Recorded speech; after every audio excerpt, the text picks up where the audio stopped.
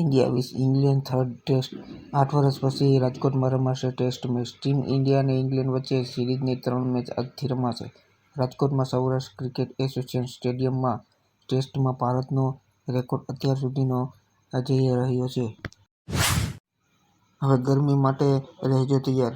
ગરમી અંગે હવામાન વિભાગની આગાહી. રાજ્યમાં આવતીકાલથી ઠંડી ઘટવાની આગાહી. આવતીકાલથી 2 થી 3 ડિગ્રી વધશે તાપમાન. કેટલાક વિસ્તારોમાં વાદળછાયું રહી શકે છે. કૃષિમંત્રી રાઘવજી પટેલને આવ્યો બ્રેઇન સ્ટ્રોક. ગુજરાતમાં કૃષિમંત્રી રાઘવજી પટેલને આવ્યો બ્રેઇન સ્ટ્રોક. રાજકોટની યુનિવર્સિટી હોસ્પિટલમાં સારવાર માટે દાખલ કરાયા. સીએમ ભૂપેન્દ્ર પટેલ રાઘવજી પટેલના પરિવારના સંપર્કમાં. કરોડો નોકરિયાતો માટે મોટા સમાચાર.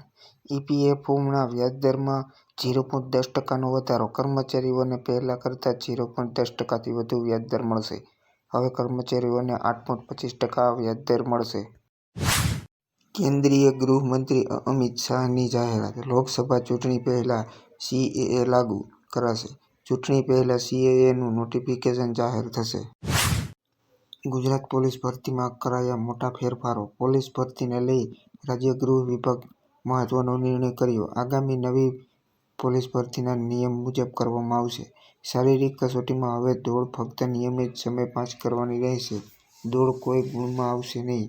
શારીરિક કસોટીમાં પાસ ઉમેદવારો ઓબ્જેક્ટિવ એમસીક્યુ ટેસ્ટમાં ભાગ લઈ શકશે. 100 ગુણની એમસીક્યુ ટેસ્ટને બદલે હવે 200 ગુણનું ઓબ્જેક્ટિવ એમસીક્યુ ટેસ્ટ પેપર લેવાશે.